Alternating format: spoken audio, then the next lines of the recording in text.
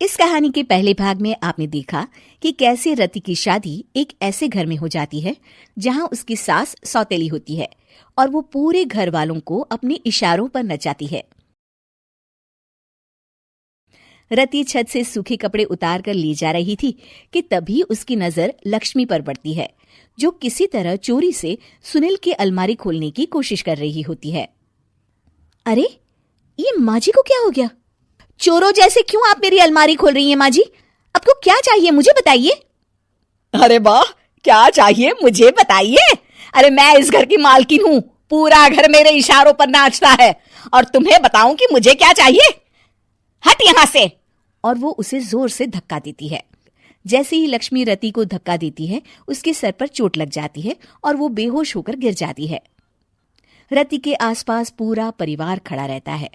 Doctor जैसे ही उसे देखकर जाता है, रति को होश आता है। अरे बेटा, तुम दूर क्यों खड़े हो? मेरे पास आओ, मैं तुम्हारी माँ हूँ, कमला। रति के मुंह से लक्ष्मी सारंग की माँ का नाम सुनती है तो हैरान सी रह जाती है। क्या बोला रति बहू? चुप कर डायन, तूने मेरे पति और बेटे का हाल बेहाल कर दिया। अब तू मेरी बहू को भी गुलाम बनाना चाहती है? रुक, अभी मजा चखाती हूँ। ये कहकर जैसे उसे पकड़ने की कोशिश करती है, लक्ष्मी वहां से भाग जाती है। लक्ष्मी के जाने के बाद रति अपने ससुर और पति की तरफ देखकर मुस्कुरा देती है। दोनों समझ जाते हैं कि ये रति की चाल है। अगली सुबह लक्ष्मी का पति खाना लेकर खेत में जाने के लिए निकल ही रहा होता है कि लक्ष्मी उसे रोक देती है। अरे कहाँ चल दिए खाना लेकर? आज घर का काम कौन करेगा? तभी पीछे से रति आ जाती है और जोर से चिल्लाती है। कौन इनको काम पर जाने से रोक रहा है? मैं अभी उसे मजा चखाती हूँ। जैसे ही रति लक्ष्मी की तरफ बढ़ती है, लक्ष्मी घबरा जाती है। मैं तो मजाक कर रही थी बहन। आखिर मैं कौन होती हूँ रोकने वाली? मैं तो बस ये पूछ रही थी कि घर का काम कौन करेगा। कौन क्या? तू करेगी। चल उठा झाड़ू और शुरू हो जा। लक्ष्मी पूरे घर में झाड़ू पोछा लगा रही होती है कि अचानक सामने सारंग खड़ा हो जाता है। अच्छा माँ, मैं काम पर जा रहा हूँ।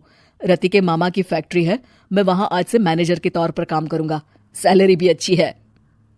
अरे सारंग, तुझे क्या जरूरत पड़ गई काम करने की?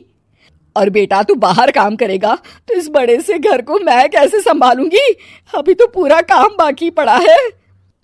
तभी वहां रति आ जाती है।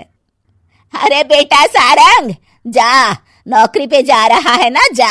और हाँ, आते वक्त घर के लिए सब्जियां ले आना। ये लक्ष्मी बैठी बैठी मोटी हो रही है, जरा काम भी तो कर ले। सारंग के जाने के बाद, अच्छा लक्ष्मी, सुन जरा यहाँ। लक्ष्मी अपनी बहू रति को सारंग की पहली माँ जो मर गई है वो समझकर उसके पास जाती है। अरे बहन, ऐसा क्या हो गया जो तुम्हें वापस आना पड़ा? मैं तो बड़े ही प्यार से इस परिवार को चला रही थी। प्यार से तो मैं बहुत साल से तुझे मजा चखाना चाहती थी, लेकिन किसी औरत का शरीर मुझे नहीं मिल रहा था प्रवेश करने के लिए। अब से ना मैं बहू के शरीर में रहूंगी। और हाँ, तूने कोई भी चालाकी दिखाई या मेरे घर के लोगों को परेशान करने की कोशिश की तो तेरा गला दबा दूंगी। लक्ष्मी रति के मुंह से ये सुनकर डर जाती है और शाम को अपने बेटे और पति के सामने जाकर कहती है, तुम दोनों मुझे माफ कर दो। मैं अब तुम दोनों को कभी परेशान नहीं करूंगी। और बहू, तुम मेरी बेटी की तरह हो, बस अब बेटी की तरह ही बनकर रहना। लक्ष्मी उन लोगों को इतना कहकर वहां से चली जाती है और उसके जाने के बाद तीनों एक दूसरे की तरफ देखकर हंस देते हैं।